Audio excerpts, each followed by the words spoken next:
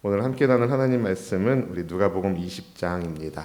누가복음 20장 27절에서 우리 40절까지의 말씀입니다. 누가복음 20장 27절에서 우리 40절까지의 말씀. 제가 한 절, 여러분이 한 절 교독하여 읽도록 하겠습니다. 부활이 없다고 주장하는 사두개인 중 어떤 이들이 와서 물어 이르되, 선생님이여, 모세가 우리에게 써주기를 만일 어떤 사람의 형이 아내를 두고 자식이 없이 죽으면 그 동생이 그 아내를 취하여 형을 위하여 상속자를 세우지니라 하였나이다. 그런데 7형제가 있었는데 마지가 아내를 취하였다가 자식이 없이 죽고 그 둘째와 셋째가 그를 취하고 7이 다 그와 같이 자식이 없이 죽고 그 후에 여자도 죽었나이다. 7이 다 그를 아내로 취하였으니 부활 때에 그 중에 누구의 아내가 되리이까? 예수께서 이르시되, 이 세상의 자녀들은 장가도 가고 시집도 가되 저 세상과 및 죽은 자 가운데서 부활함을 얻기에 합당히 여김을 받은 자들은 장가가고 시집가는 일이 없으며 그들은 다시 죽을 수도 없나니 이는 천사와 동등이요 부활의 자녀로서 하나님의 자녀임이라. 죽은 자가 살아난다는 것은 모세도 가시떨기에 관한 글에서 주를 아브라함의 하나님이요 이삭의 하나님이요 야곱의 하나님이시라 칭하였나니 하나님은 죽은 자의 하나님이 아니요 살아있는 자의 하나님이시라. 하나님에게는 모든 사람이 살았느니라 하시니 서기관 중 어떤 이들이 말하되, 선생님 잘 말씀하셨나이다 하니 그들은 아무것도 감히 더 물을 수 없음이더라. 아멘, 아멘. 샬롬. 불안의 소식이 가득한 이 세상에서 하나님이 여러분 모두에게 참 소망 되어 주시기를 축복합니다. 하나님이 우리와 함께 하신 줄로 믿습니다. 여러분 모두에게 평강의 평강을 더하여 주실 줄로 믿습니다. 부활이 없다고 주장하는 사두개인들이 예수님을 찾아왔습니다. 그리고 그들은 이제 계대 결혼과 관련하여 예수님께 이제 질문을 했습니다. 이 계대 결혼이란 뭐냐면, 형이 자식이 없이 죽으면 동생이 형수와 결혼하여 이 형의 가문을 잇게 하는 그 시대의 풍습을 뜻합니다. 7형제 중에 이제 첫째 형이 자식이 없어 죽어 둘째가 형수와 결혼했는데 둘째도 자식이 없이 죽었습니다. 그렇게 셋째도, 넷째도, 다섯째도, 여섯째도, 그리고 7째까지 다 그렇게 자식이 없이 죽고 그 다음에 여자가 죽었습니다. 일어날 수 없는 일을 가정하며 사두개인들이 예수님께 질문합니다. 나중 부활 때에 그 여자는 누구 아내가 됩니까? 본문 33절 말씀 읽어볼까요? 7이 다 그를 아내로 취하였으니 부활 때에 그 중에 누구의 아내가 되리이까? 여러분, 사두개인들이 든 예는 계대 풍습의 가장 최악의 예라고 할 수 있습니다. 일어날 수 없는 일, 말도 안 되는 스토리를 만들어서 왜 사두개인들은 예수님께 이 질문을 했을까요? 부활을 믿지도 않으면서, 믿지 않기 때문에 이 질문을 한 겁니다. 부활이 없다고 믿었기 때문에. 사두개인들은 왜 부활을 믿지 않았겠습니까? 그들은 현세 중심의 사람들이었습니다.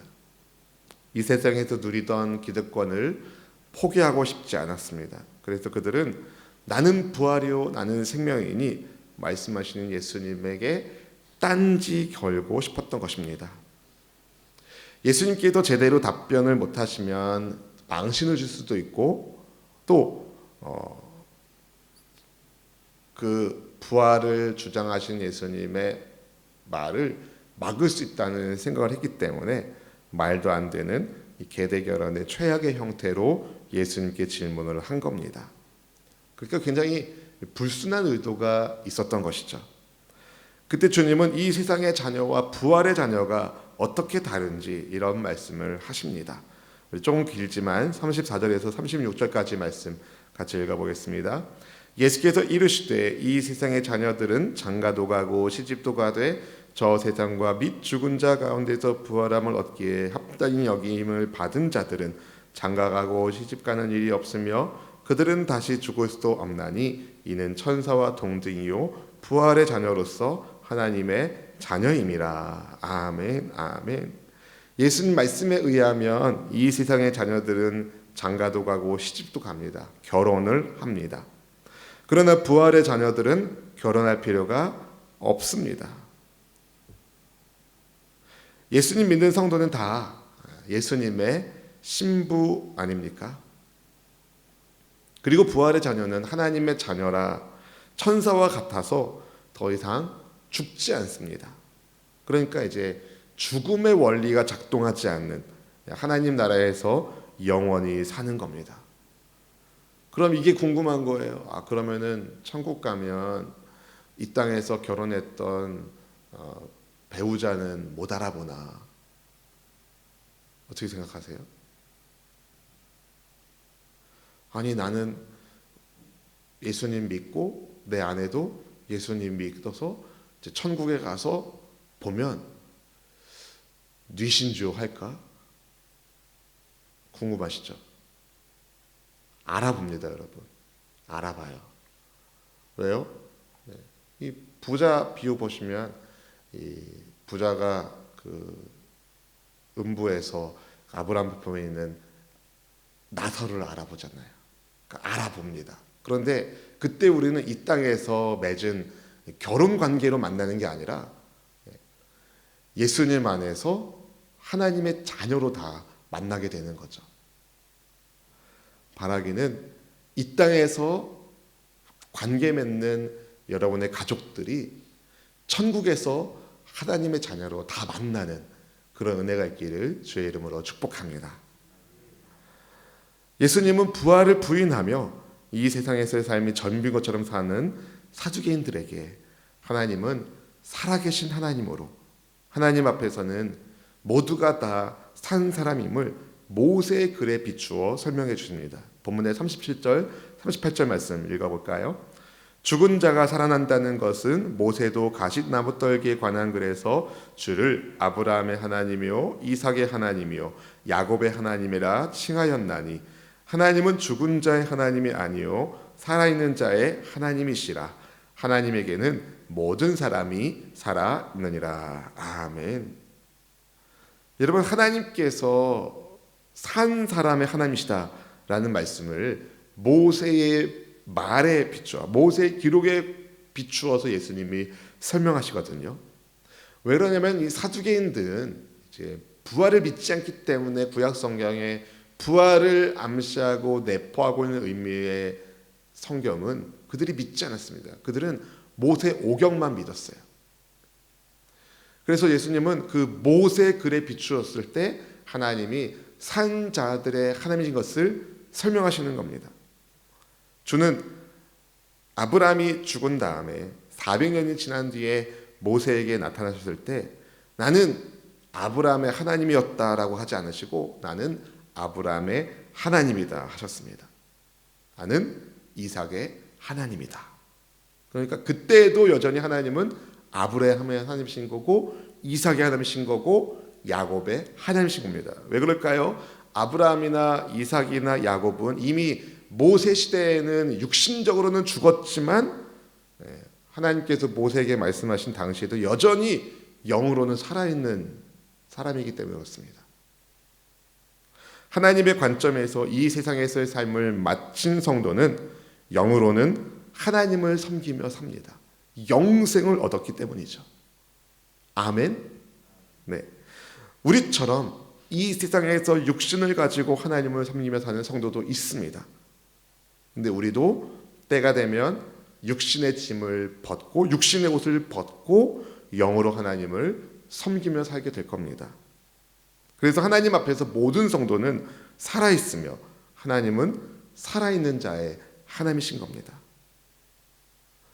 이렇게 모세 오경의 말씀을 예로 들어서 예수님이 하나님은 죽은 자의 하나님이 아니라 살아있는 자의 하나님이신 것을 말씀하시자 이 말씀을 들은 어떤 서기관이 선생님 말씀 참 잘하셨습니다 라고 말합니다.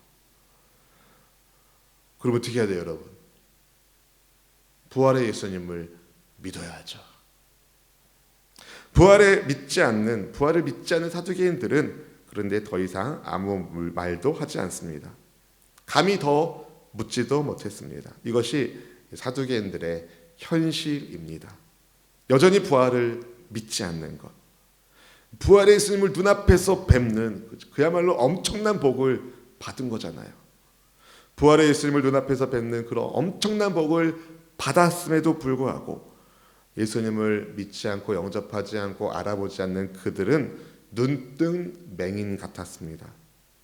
왜 그럴까요? 이 세상의 것을 포기하고 싶지 않았기 때문에 그들의 욕심이 그들의 눈을 어둡게 만든 것입니다. 오늘 본문은 우리에게 하나님은 살아있는 자의 하나님인 것을 말씀하고 계십니다. 그리고 부활이 있다는 것을 다시 한번 가르쳐 주십니다. 예수님 안에서 산 자나 죽은 자 모두가 여러분 부활의 몸으로 만나게 될 날이 있습니다. 언제일까요? 주님 다시 오시는 그날. 우리 예수님 다시 오실 그때에 그리스도 안에서 산 자나 죽은 자나 다 부활의 몸으로 예수님과 함께 영광의 나라의 백성의 삶을 영원히 누리게 될 것입니다. 그날을 우리가 언제 맞이하려는지 알지 못하지만 예수님의 재림과 함께 하나님 나라가 완성될 때 예수님 믿는 모든 성도는 지금의 육체의 몸이 아니라 부활의 육체로서 부활의 몸으로서 주님 만나게 될 겁니다. 바라기는 부활의 예수님을 의지하며 언젠가 맞이하게 될 부활의 때를 소망하며 사는 저와 여러분들 있기를 주님의 이름으로 축복합니다. 사두개인들처럼 이 세상에서의 삶이 전부인 것처럼 살지 말고 여러분 영원한 날을 소망하면서 오늘도 믿음 안에서 믿음의 주여 또 우리를 온전하게 하시는 부활이요 생명이신 나를 믿는 자는 죽어도 살겠고 무릇 살아서 나를 믿는 자는 영원히 죽지 않는다는 예수님의 말씀을 아멘으로 받아들이시고 부활의 예수님 교제하며 그분과 함께 동행하는 여러분 모두가 될 수 있기를 주의 이름으로 축원드립니다. 기도하겠습니다. 좋으신 하나님 아버지 감사합니다. 부활의 자녀로 하나님의 자녀로 언젠가 다시 오실 예수님 안에서 믿음의 형제자매들이 하나님 나라의 영원한 삶을 살게 될 것을 소망합니다.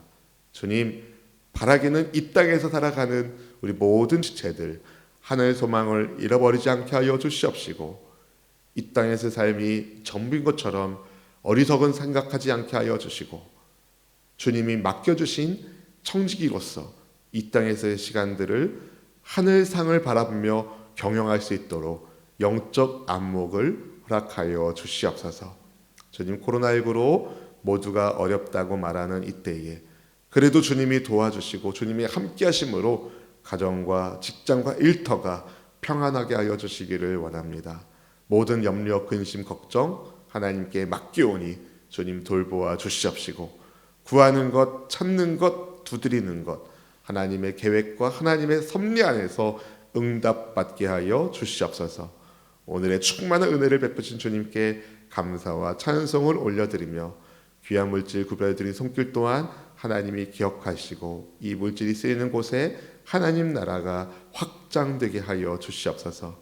언제나 우리의 형편을 돌봐주시고 공급자로서 또 치료자로서 무엇보다 우리와 함께 하시는 동행하는 분으로서 우리를 도와주시고 인도하여 주시는 그리스도 예수님의 이름으로 간절히 축복하며 기도하옵나이다. 아멘.